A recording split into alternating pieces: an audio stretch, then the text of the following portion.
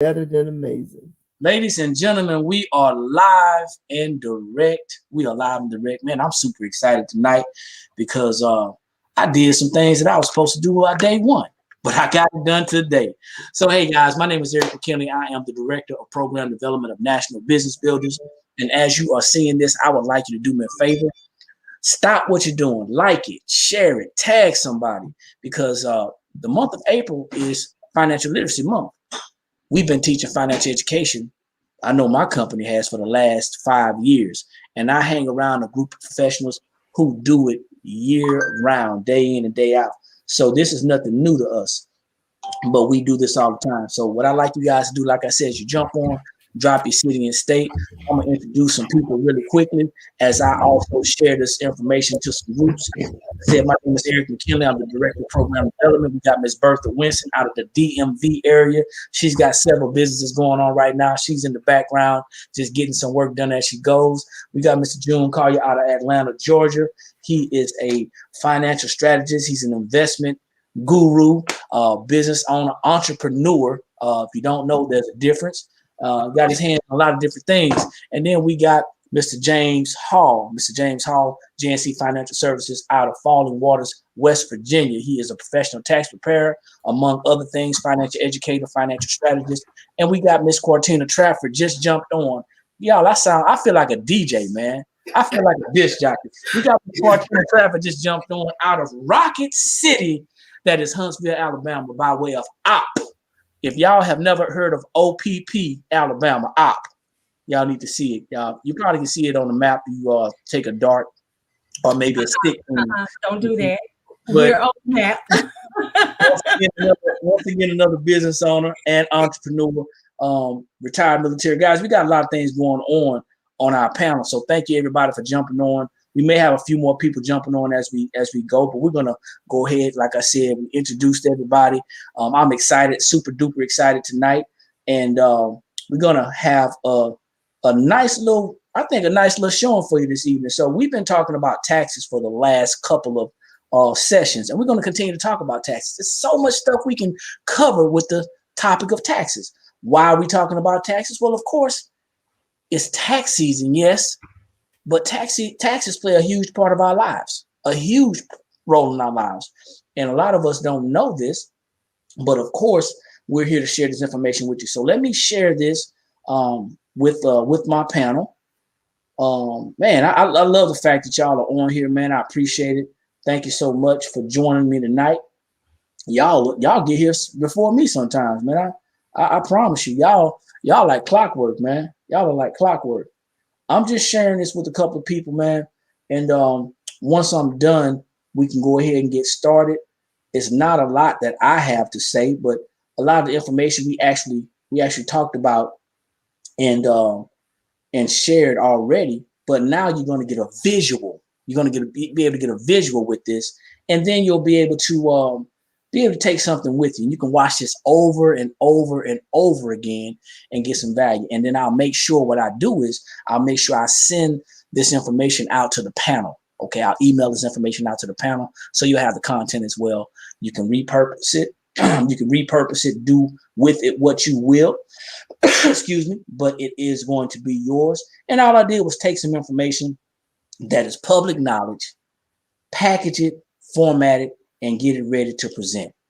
It's just that simple, okay? It's just that simple. So I'm still tagging a couple of people. Bear with me. I'm almost done. I'm just about there. Oh, yeah. There's a couple more people that are going to want to see this. I got some family members that need to see this as well. So I'm hitting them up as well. And some randoms as well, some random people as well. But this is something that we all need to understand and know about. And it's our tax situation. A lot of people don't know about that. And truth be told, many of us are shy and even embarrassed, believe it or not, even embarrassed to even discuss our tax situation. But hopefully, as we share this information, it'll become a little bit clearer to you and it'll make more sense. And hopefully, you'll be a little bit more comfortable with the information. So the reason why we're on here, once again, the reason why we're on here is we're on here to share with others how important it is to understand the tax system, the tax laws, just the basics. Okay, just the basics. I think I'm done. I think that's it. All right. So I'm gonna go ahead and get started. See, June popped off. Hopefully it'll pop back on. If not, we're gonna make it do what it does. All right.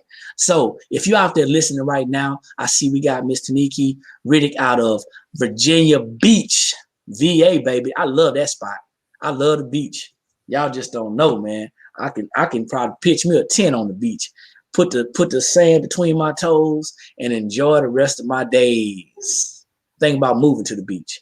So if y'all been on the call the last couple of times, we've been talking about taxes. And the great thing about it, is when you have the right connections, with people, you can get the right information. See, a lot of times what happens is we can find out information, we don't verify, we just trust. Let me hear somebody say trust but verify. Trust but verify. Help me out, y'all. Trust but verify. Trust but verify. There's nothing wrong with hearing what somebody says, but we have to verify the information, because remember, it's your name that's going on the dotted line. Okay? It's your name that's going on the dotted line. We got to be able to check the checker. So due to my lack of due diligence in the past, I had to brush it up a little bit. So we're going to get this thing together really quickly. Let me go ahead and share my screen, because I got a surprise for a couple of y'all. Let me see what you see. Just for a couple of y'all. That's not the one I want. Cancel. Okay. Open that back up. All right. Minimize it. Technology is not my friend today, y'all. Y'all bear with me. It's there. I just have to make sure I see it. It is there. Cancel. So hopefully y'all had a productive day today. I know I did. Been out in the yard, man. Still cleaning up. Still getting things together. It is never ending. It is never ending, man. And I'm gonna tell you, by the look on my face right now, I'm getting darker and darker. I need to put me some suntan lotion on. If y'all believe black people can't burn, something's wrong with you. We can burn. I'm telling you, scale and burn. So we're currently sharing right now. Hopefully y'all can see my screen. I think you can. Yes, sir. We got Miss Valerie Norfolk out of St. Louis jumped on. And here it is, man. We're talking finances with NBB. So it's gonna be a couple of formalities. You know, we want to make it look nice and pretty and neat, but we're gonna go ahead and scroll straight to some of the stuff that we've been talking about already. So it won't be a surprise to the panel, but what you see is going to be a bit of a surprise. So let's talk about this, y'all. Understanding the difference between deductions and credits. We're going to throw standard deductions in there as well. But understanding the difference between deductions and credits. So like I said, if you're just jumping on, Eric McKinley of National Business Builders, and we've been talking about this topic for the last 4 sessions. So here you go. It's so many things that we can talk about as it pertains to taxes. You know that. It's a lot of things. It's a touchy subject. It can be, right? It can be a touchy subject, especially to those who may not understand taxes at all. But in the next few slides, we're going to be discussing standard deductions, deductions, and credits as they relate to taxes. Now, I promise you, with the panel that we got and the professionals that's on here, we're going to make this thing as clear as possible. Real simple. We're going to break this thing down to the lowest common denominator, okay? Now, if it gets a little touchy, if it gets a little murky, we'll break that down too. Here's the first topic. What is a standard deduction? Basically, a standard deduction is the amount of income, it's a portion of income that is not subject to taxes, okay? It can be used to reduce your tax bill. Now, I want to be careful how I read this, because one missed word can change the whole dynamics of this. So it's a portion of your income not subject to tax that can be used to reduce your tax bill, okay?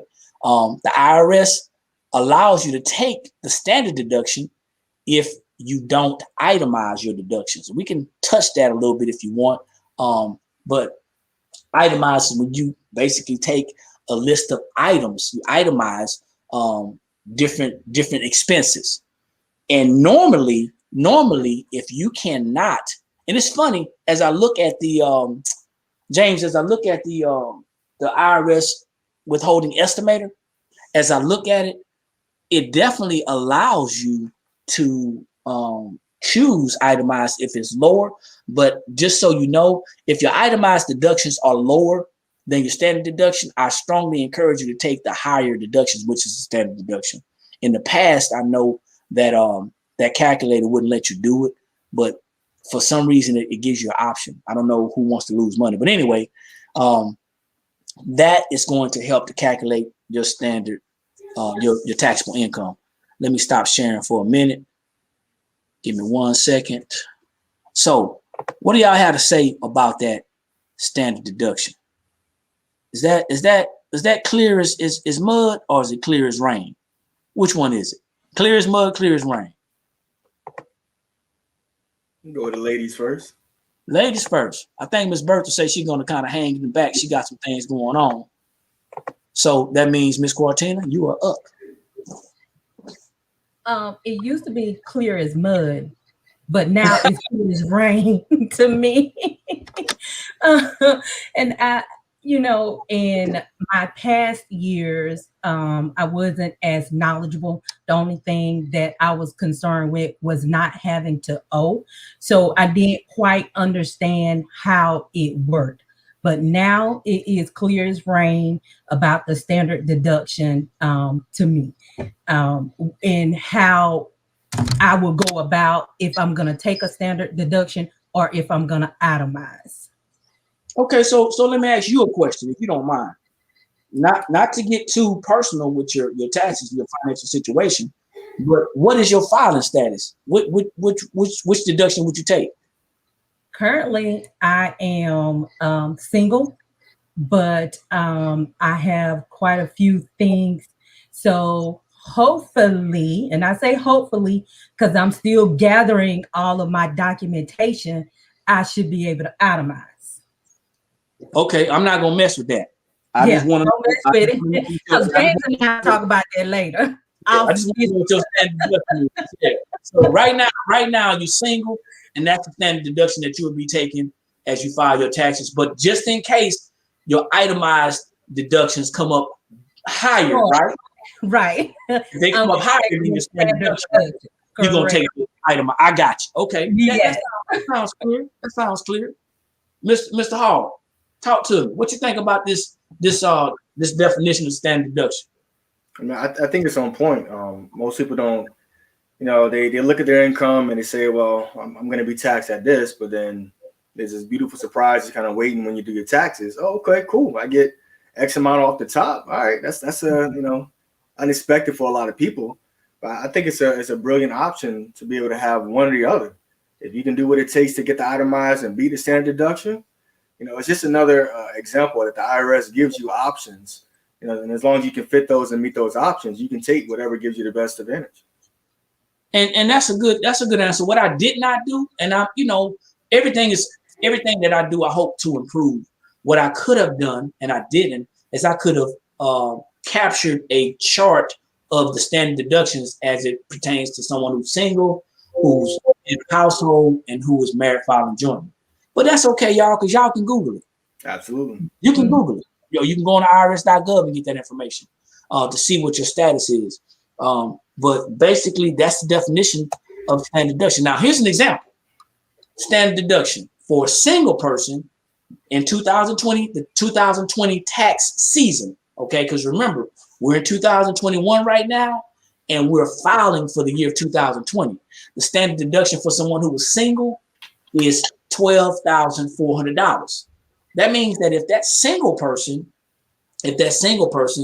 earned $50,000 in 2020, then their taxable income is going to be lowered from $50,000 to $37,600 because you're going to be able to subtract the $12,400 from the $50,000. I hope I didn't make that too murky. I hope that made sense.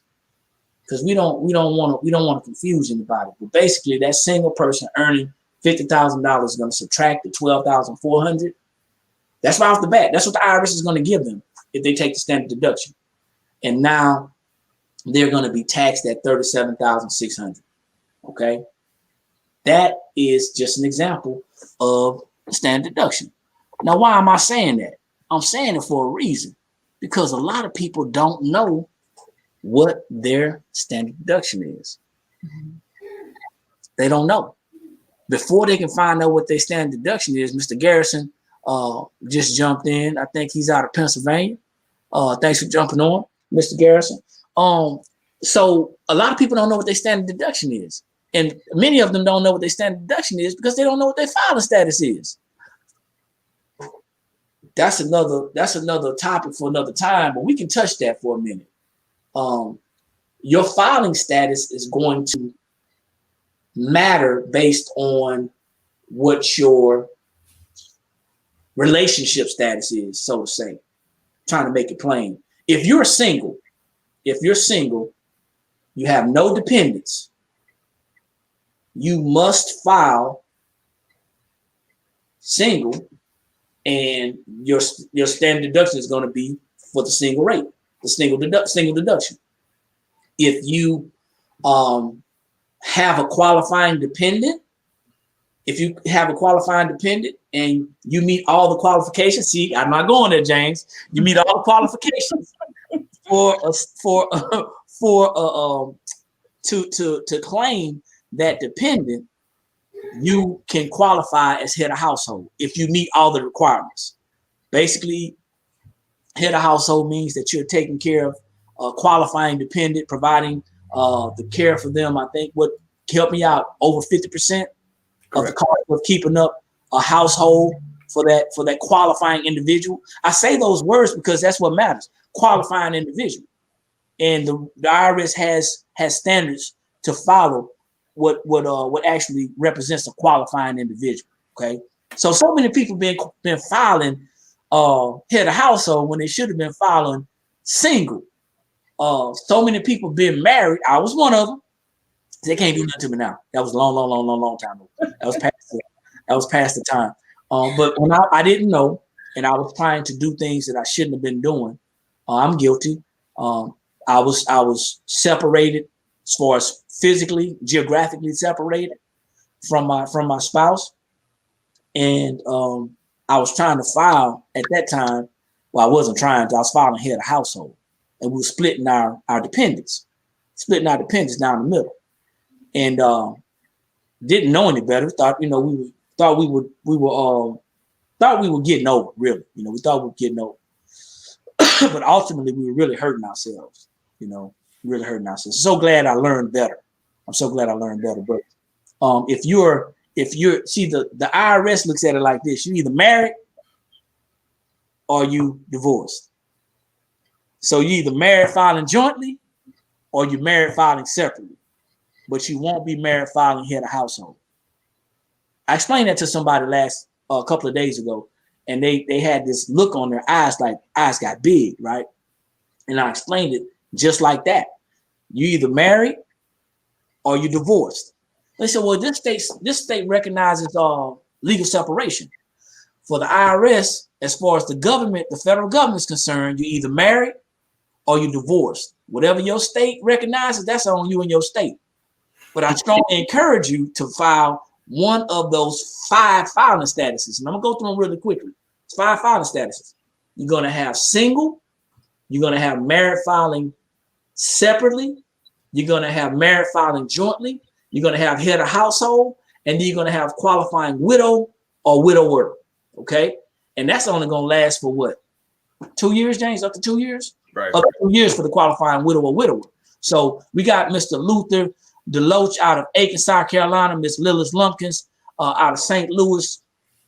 The Loop, and we got somebody else that popped on. I can't see who they are because for some reason it did not pop up. Miss Valerie North out of St. Louis. Thanks for jumping on. Those are the 5 filing statuses. That's it. I can't make this up. It's on irs.gov. irs.gov. That's the official site, irs.gov. This is not Eric saying this. This is not the panel saying this. This is what it is. So the reason why we're sharing this information, if you're just jumping on, is because there's a lot of people who are not plugged into their own tax situation, let alone taxes in general. And it's tax season, y'all. It is tax season. And it's going to be a lot of people that's going to be surprised too. I want to mention that. There's a lot of people that's going to be surprised. So y'all want to hear a funny story? I got a funny story. So our granddaughter, right, she's 5. And our grandson, the next one in line, he's 4. And they came in from daycare. We picked them up last week. And the 4-year-old was whining. He's a little whiner. I'm not toughening him up. He's a little whiner. He sometimes he is. Sometimes, I mess with him. Hey, man, toughen up. Stop whining. Anyway, she's always messing with him, right? So they get in the truck, and he's like kind of whining. And I said, what's wrong? His name is Ace. Her name is Nevaeh.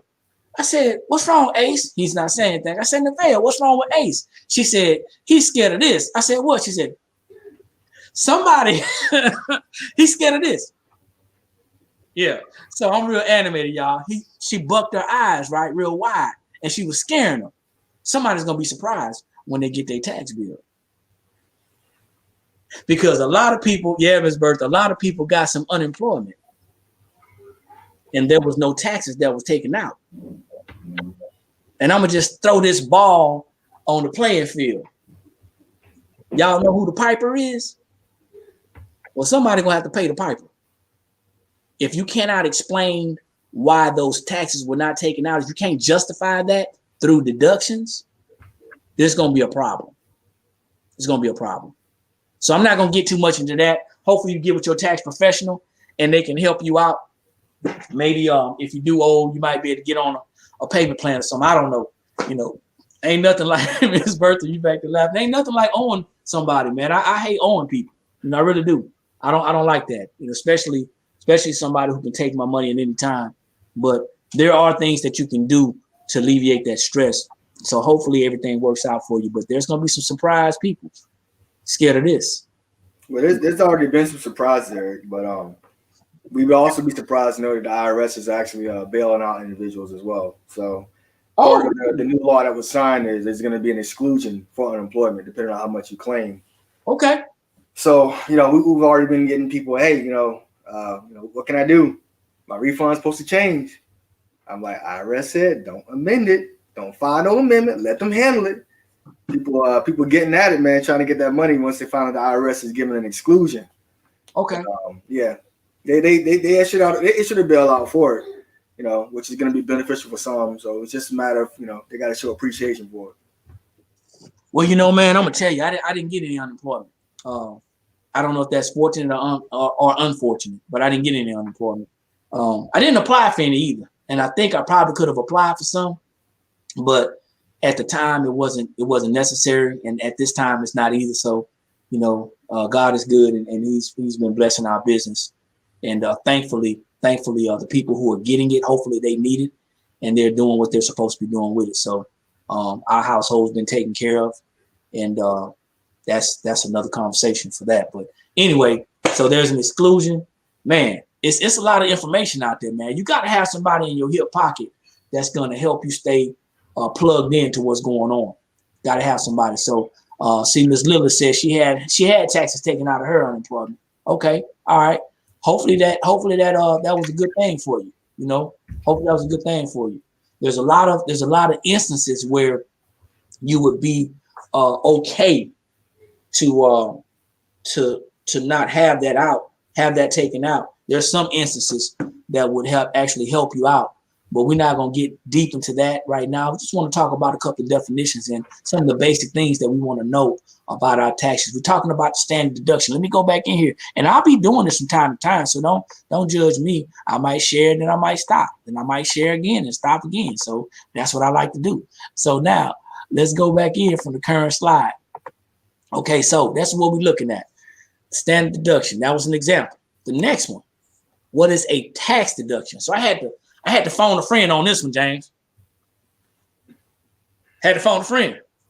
So What's a tax deduction? A tax deduction reduces the amount of taxes you pay by lowering your taxable income. Once again, a tax deduction reduces the amount of taxes you pay by lowering your taxable income. Remember, that standard deduction is going to reduce your taxable income. And then once it's reduced, tax deductions are going to reduce it even further. Tax deductions lower our taxable income by percentages. That means that based on a person's situation, and whatever that deduction is, help me out if I'm wrong, based on people's situation and whatever that deduction that they're taking, that's the percentage that is going to lower their taxes by.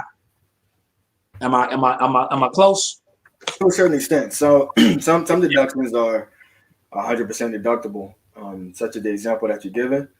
Others, in terms of business, are going to be either percentage or fully deductible, depending on how much they're related to business, and some if there's related to any personal. But they'll apply in terms of the percentage based off of that person's tax rate. Basically saying that if I have now we're talking about, let's look at this example first, right? And then I'm gonna get back to what you were saying. A person who earns $50,000 and contributes $6,000 to an individual retirement arrangement, an IRA.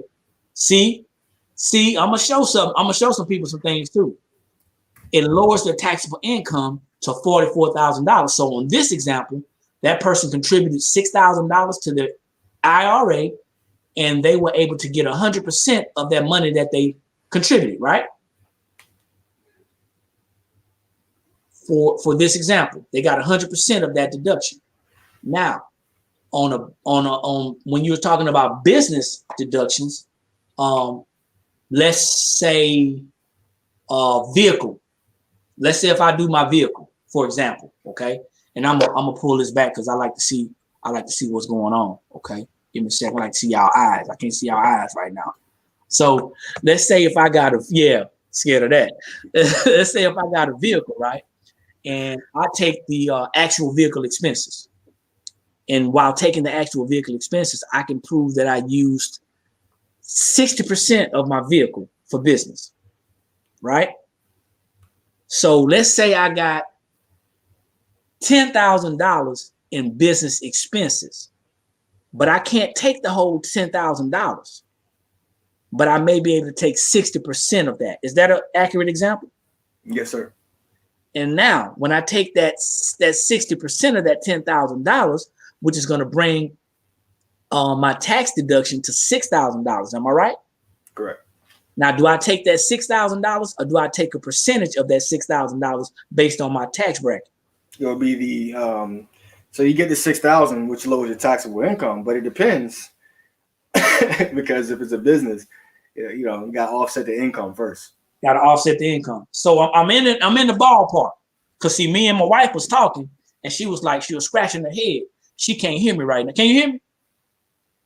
No, I'm free and clear. She can't hear me right now. And I was explaining to her, each business deduction has its own percentage.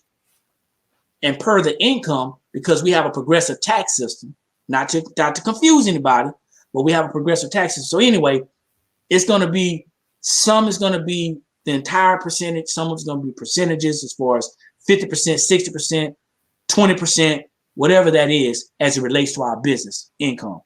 As it relates to our earned income on our W-2, our job, there's a whole different animal. It's a whole different animal.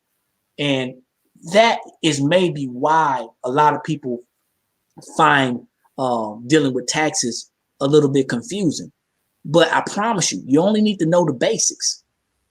You just need to know the basic information. I'm not saying don't try to learn more.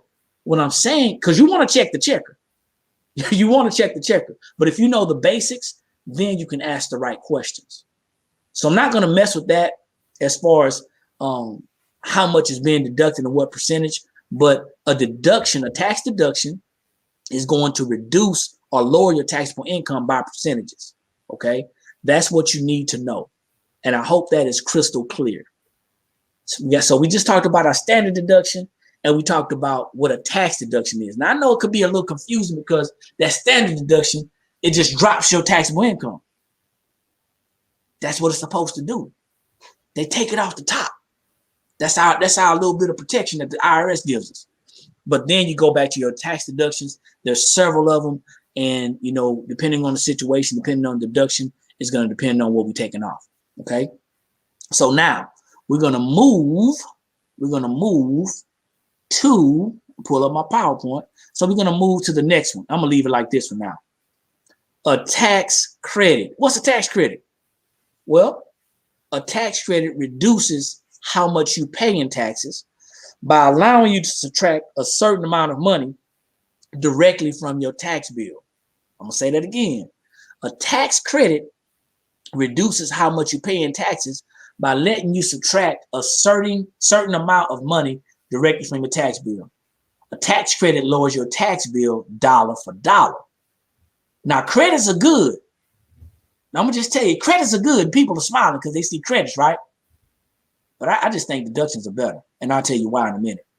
For example, if you owe a tax bill of $1,000, after you've done all your taxes and everything's done, and you owe a tax bill of $1,000, and then you have a tax credit of $500, well, you get to subtract the entire $500, and your new tax bill is $500 instead of $1,000.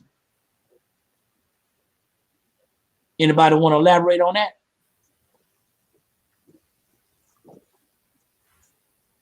Why do I think that credits are better? Why do I think that deductions are better than credits then?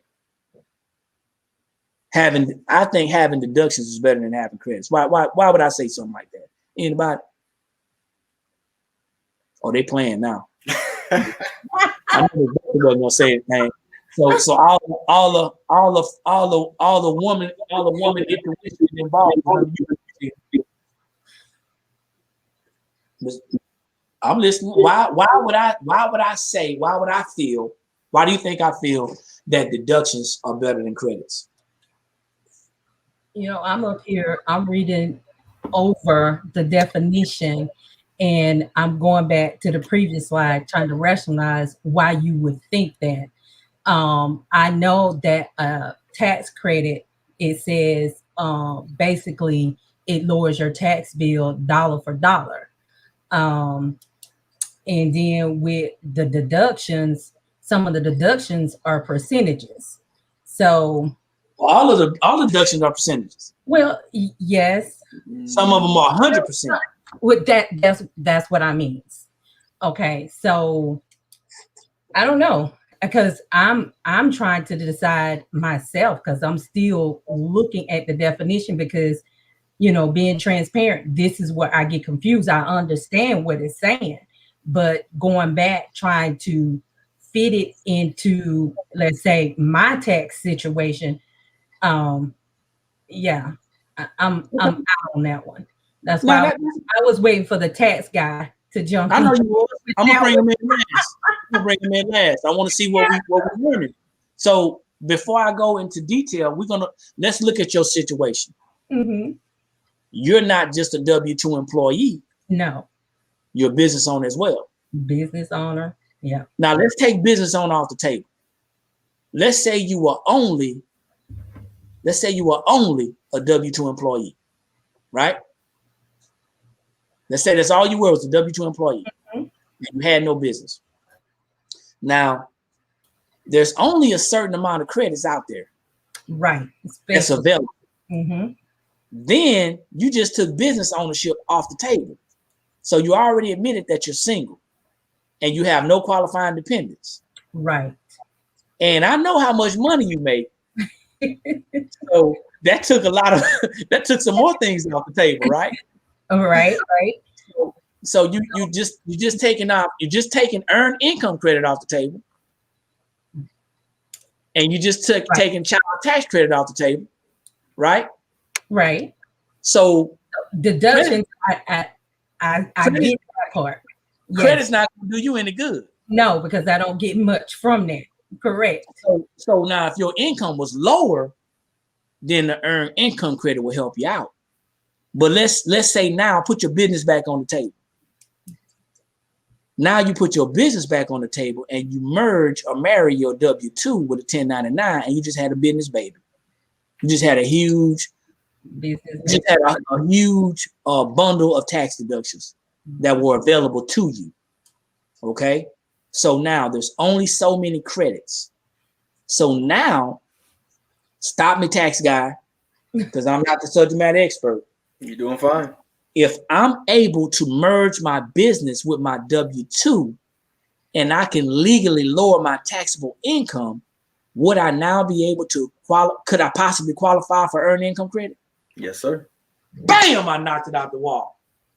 That's why you want to make sure you got some business. That's why you want to make sure you got access. Keep this.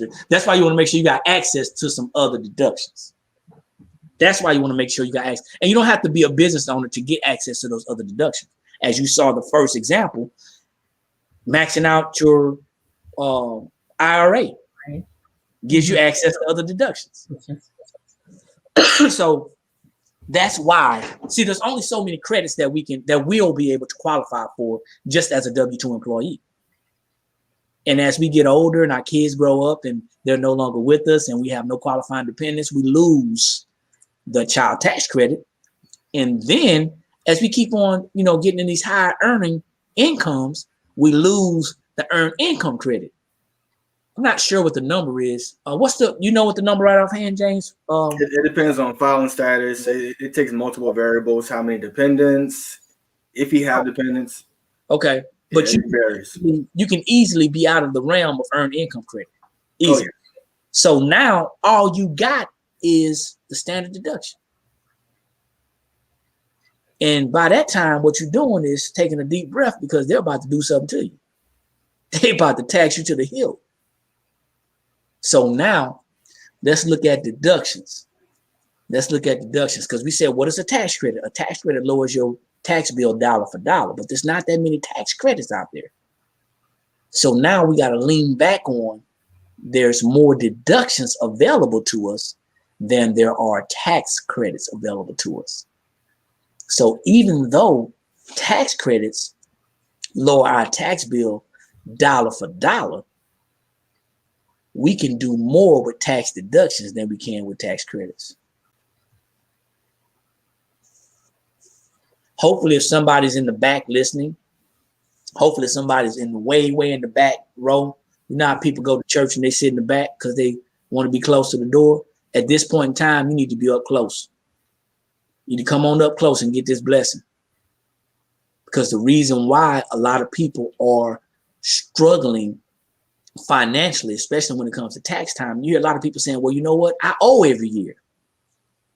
I made too much money. Have you ever heard that? I made too much money. I hear it all the time. It's an oxymoron. It's an oxymoron. Because if I made too much money, then why am I still working? I ask that question all the time. Might as well take a pay cut. You might as well take a pay cut. We got Miss Ladrika Winston. Hey, Sean, out of Clarksburg, Maryland. So if you made too much money, then why are you still working? There's no such thing.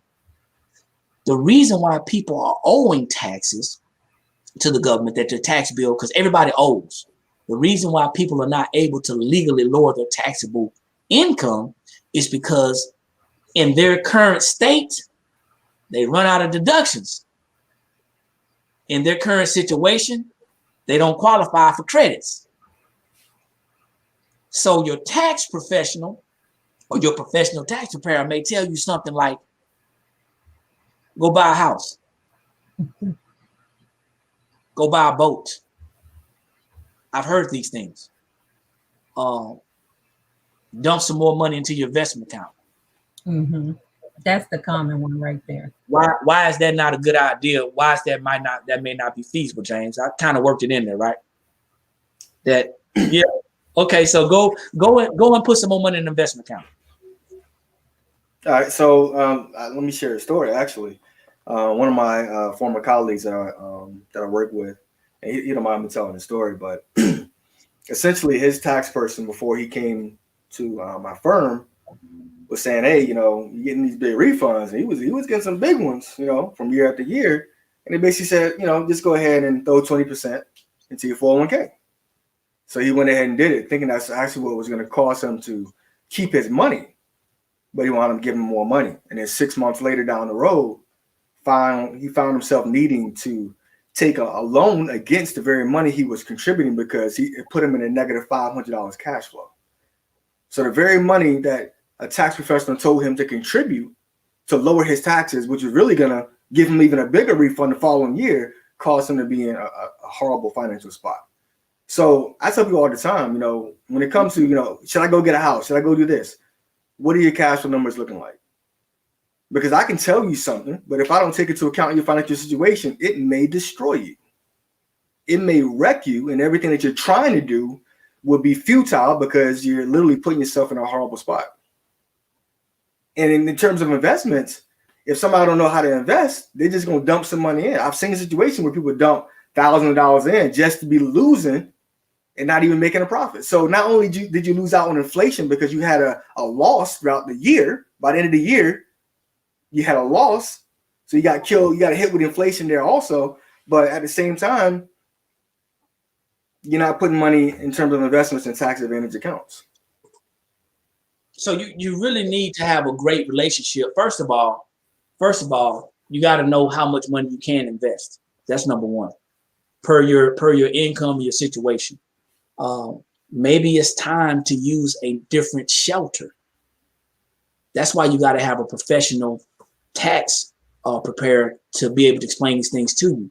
Maybe it's time to invest into some real estate, some rental property. I don't know.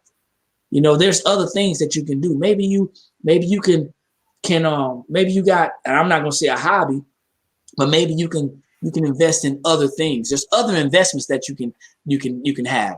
It's not just real estate or stocks or mutual funds or IRA. It's not just those things. There's other investments that you can actually have. See, there's nothing wrong with being liquid. There's nothing wrong with having cash available on hand. There's nothing wrong with that. There's other things you can invest in, municipal bonds. There's things that you can invest in.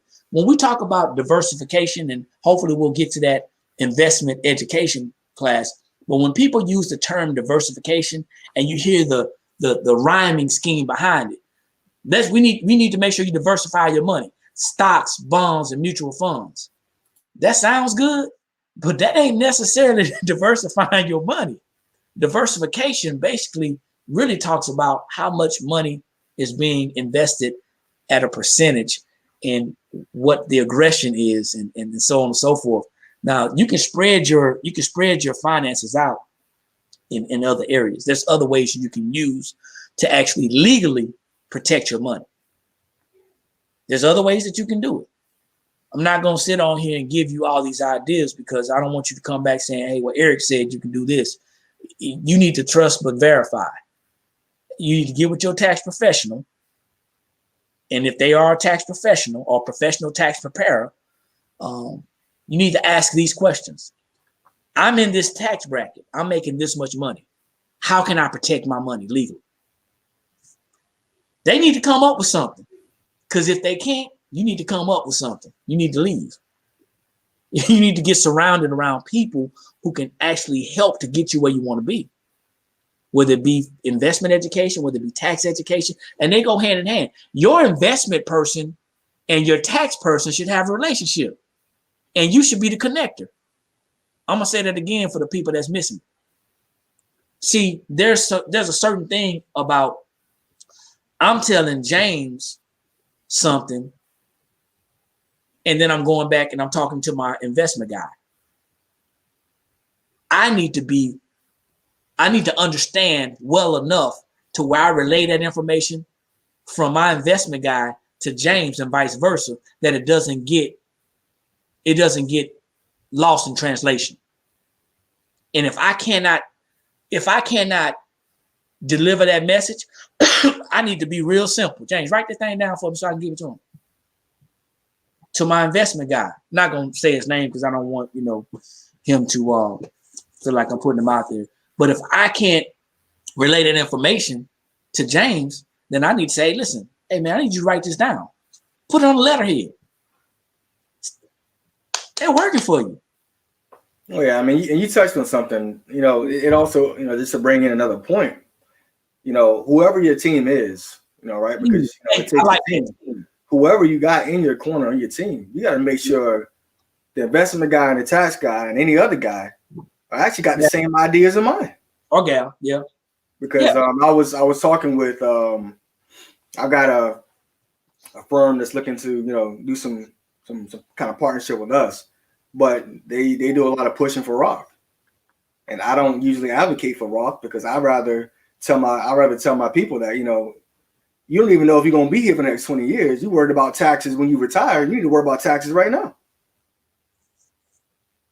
So you got to make sure that whoever's on your team, they're not telling you conflicting information. There's got to be some kind of congruency. And yeah, go ahead. I was just gonna mention what James is talking about, and I know for myself, last week I had my annual review with my financial advisor, and we were talking about my IRAs, and that's one thing he mentioned. He said, get with your tax professional, and after you find out your current standing, he said, then reschedule an appointment with me, and then we can go forth, because I was asking him, a whole bunch of questions that now I'm knowledgeable to ask him. And he said, well, I don't want to move anything right now to after you have this conversation with your tax guy and to see where you panned out for 2020. Then we can come back and revisit that. So I would say that made me feel good when I had that conversation last week with him. Especially when you got all that money, man. You got a lot of money. That right there, and everybody don't have a problem. Everybody don't have that worry. Everybody don't have it. But no, seriously, you're making some valid points.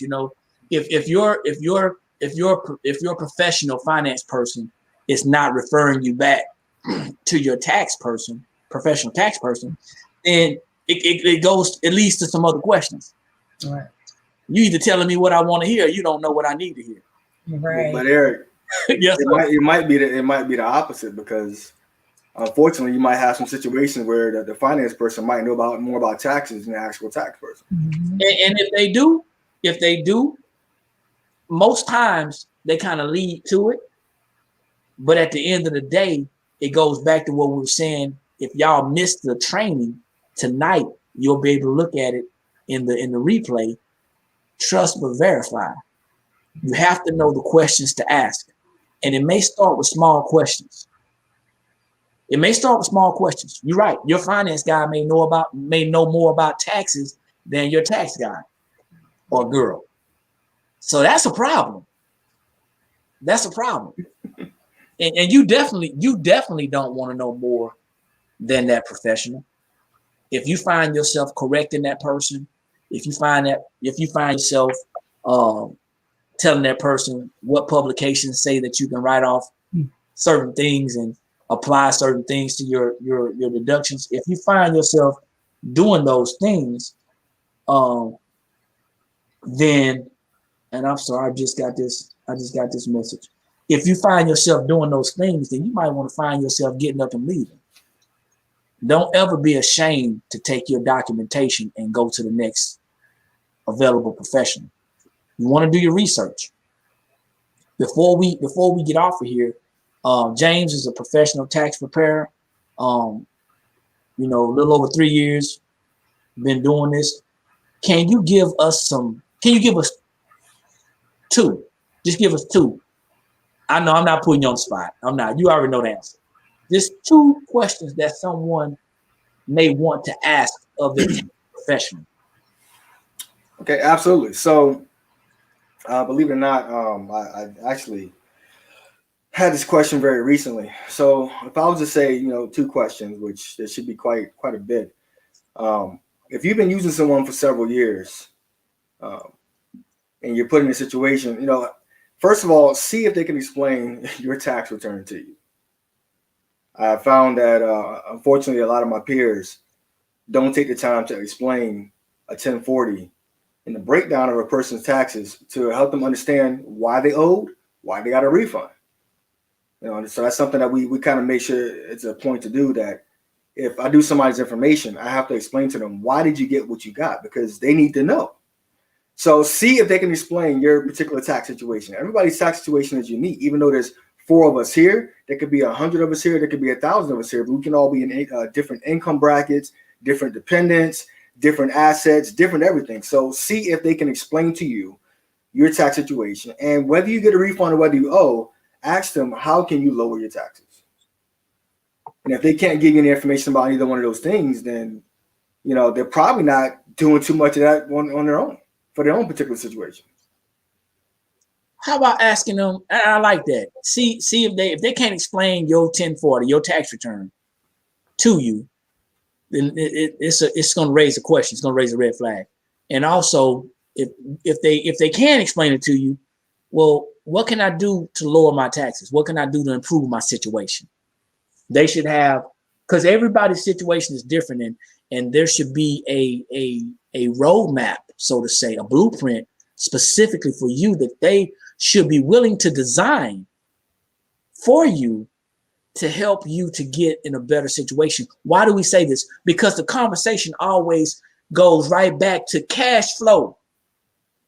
It goes right back to cash flow. And y'all probably saying, why is that guy getting loud? Well, because I get excited when I talk about increasing my cash flow.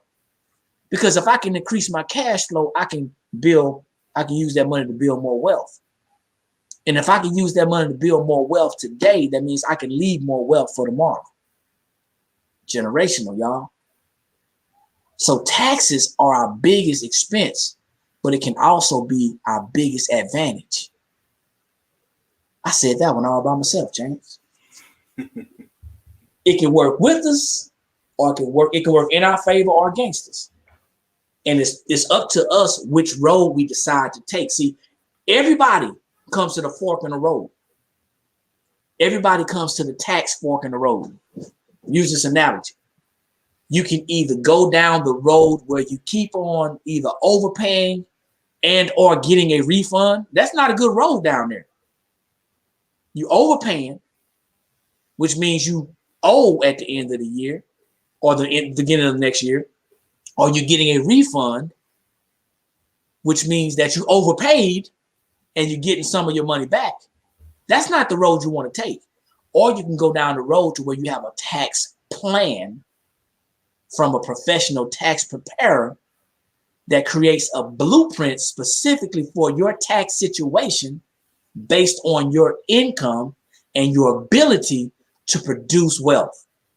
Hopefully I articulated that well enough for people to understand. It's not a one size fits all. That's what I'm saying. And if you got a tax professional or a financial advisor or planner that tries to put you in the same box as everybody else, walk away.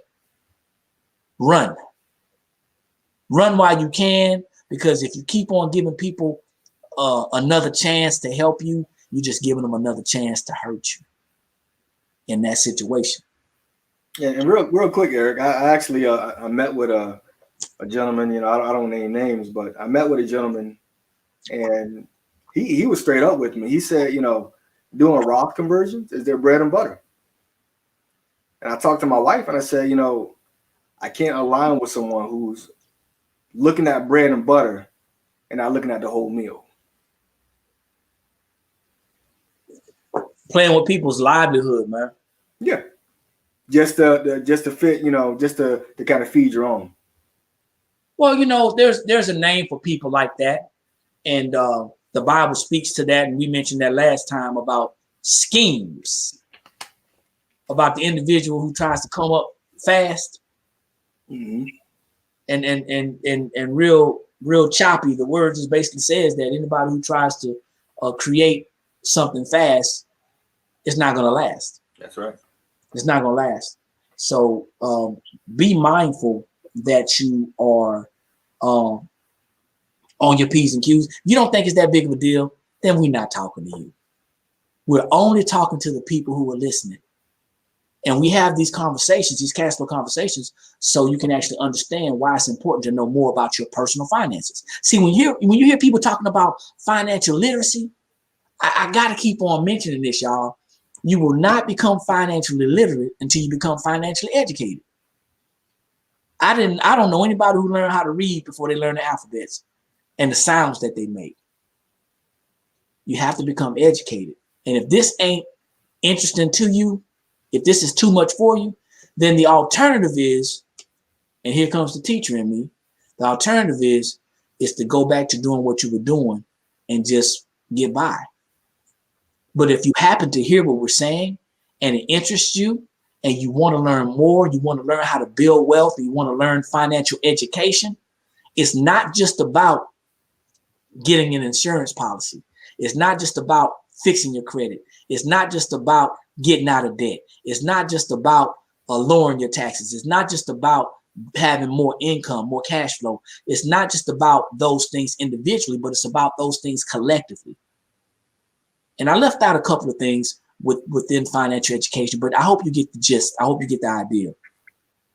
If you have somebody run up on you and say, hey, you can make X amount of dollars in a month and this, that, and the other, and they're not telling you how to keep it and the implications of the tax implications that are going to come with that 1098 or 1099 or that I or whatever that form is going to be, then they're just trying to get you in their network. Got to get people who are willing to help you get to the next level the right way.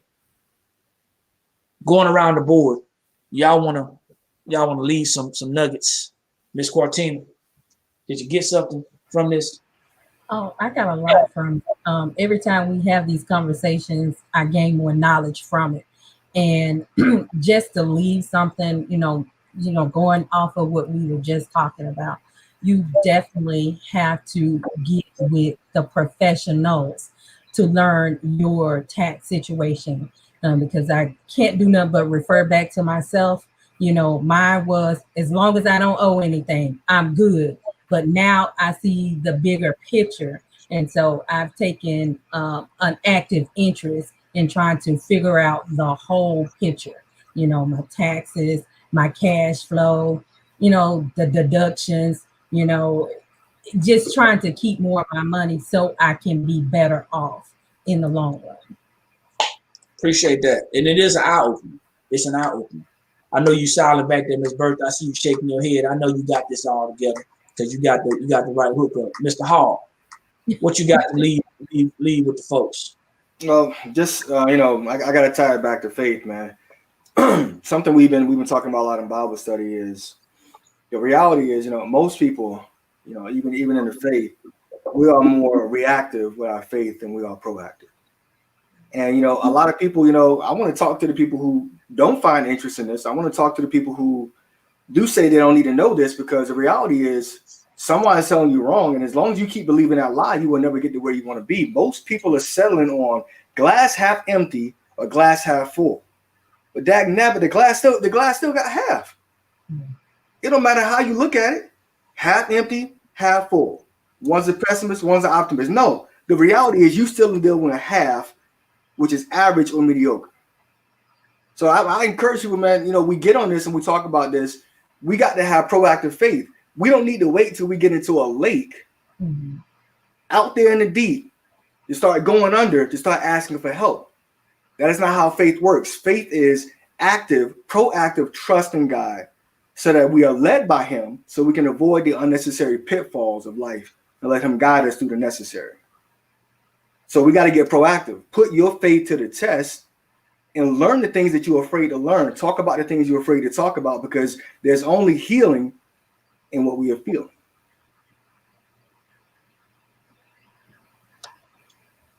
You smooth in the bay, a newborn baby. You know that? That was smooth. Hey, you know what?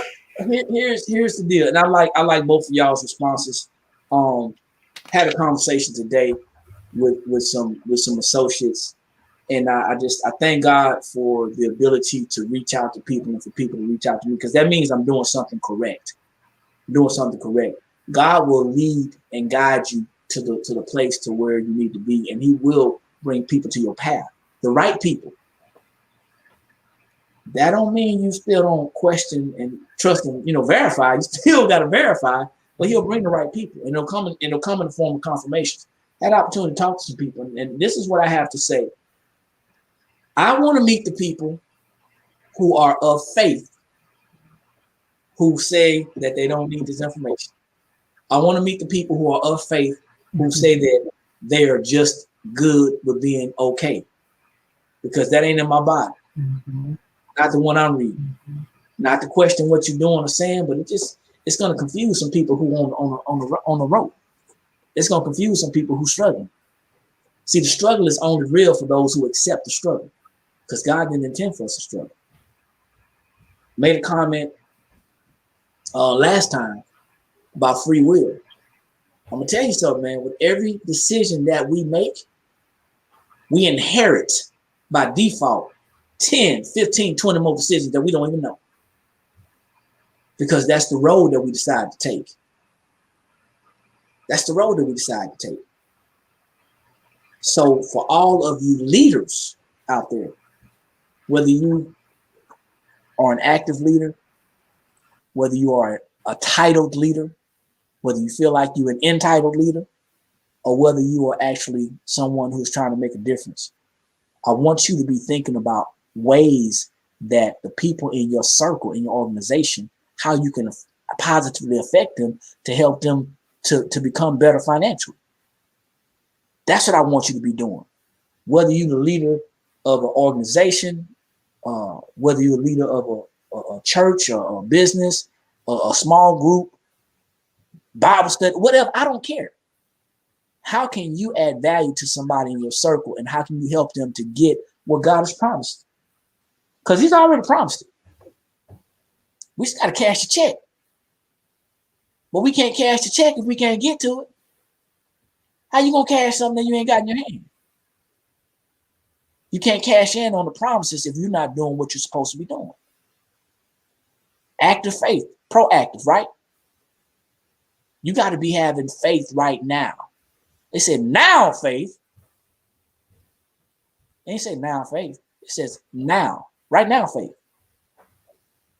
And that's what we got to be looking at. And then we got to get up and go get some action.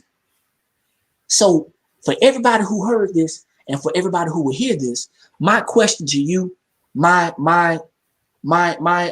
call to action to you is, now that you've heard what you've heard, what are you going to do to put what you heard to action?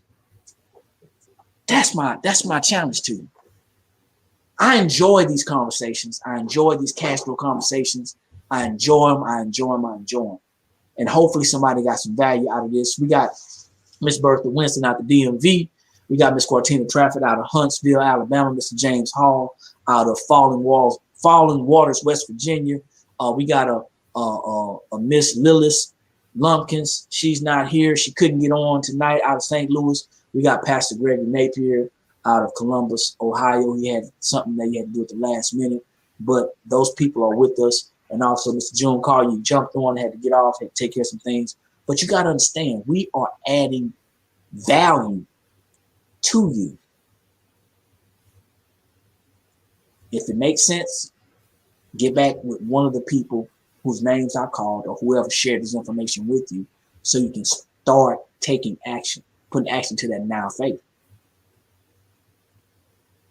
If this don't pertain to you, that's cool. We know it pertains to everybody.